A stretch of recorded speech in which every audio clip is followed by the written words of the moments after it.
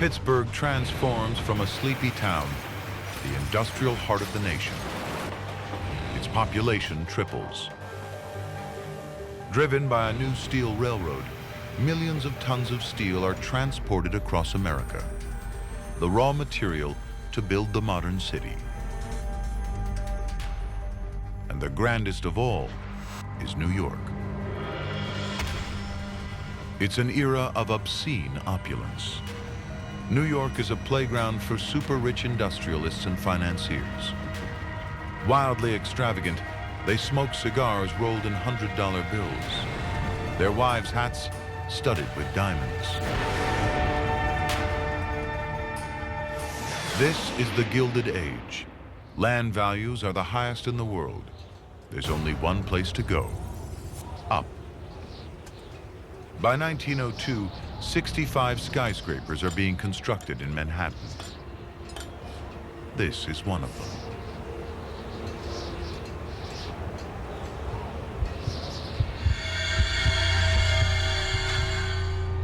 It's called walking the steel.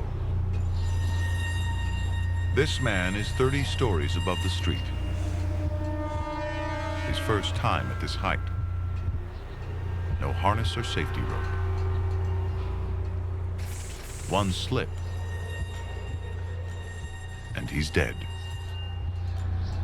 Veterans are called fixers. The novices are snakes, because working with them can be deadly.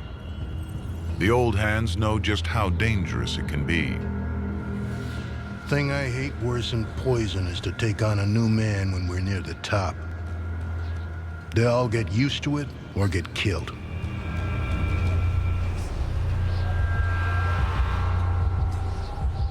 No hard hats, just a 280-foot drop. A sudden gust of wind, and it's all over.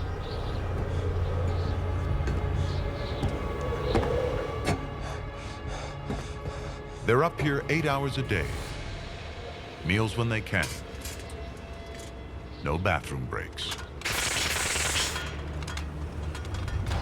They're called roughnecks, European immigrants and Mohawk Indians. Many were sailors and bridge workers, so they're used to heights.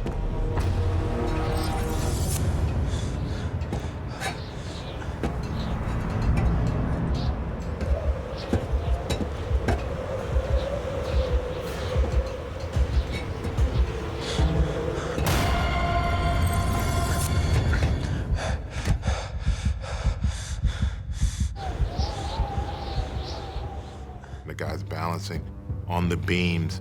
I think it took a lot of bravery. I think it took a lot of skill, a lot of physically challenging. But I also think you had to be a little crazy. The stakes couldn't be higher. It's a risk they are willing to take. The pay is $4 a day, twice the going rate for manual labor. Foreman William Starrett sums up his dangerous job. Building skyscrapers is the nearest peacetime equivalent of war. Even to the occasional grim reality of an accident or a maimed body, even death, remind us that we are fighting a war of construction against the forces of nature. He makes it. Many aren't so lucky. 2 roughnecks out of 5 die or are disabled on the job. Whether it's a builder or an architect or whatever, whoever had the imagination to design and build some of the great structures of New York, I'm inspired by. In 1902, in New York, this is what the future looks like. The Flatiron Building. Its triangular footprint determined by the intersection of 3 streets, not 2. The steel frame means the outside can be hung in sections like a suit of clothes. Now the walls don't take the weight, the steel does.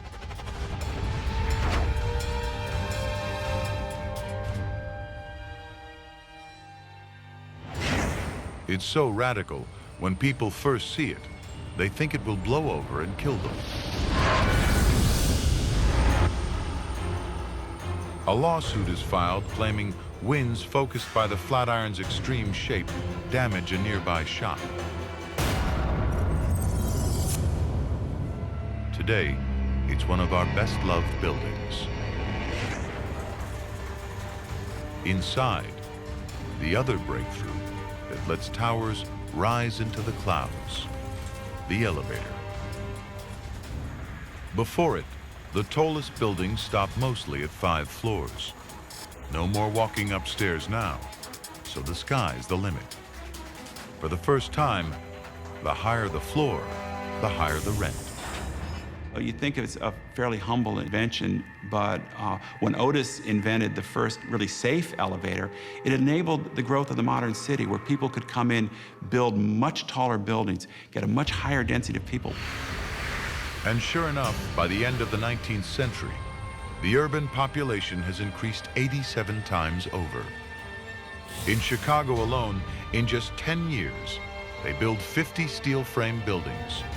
And in 20 years, its population more than doubles to almost 1.7 million. American cities are exploding.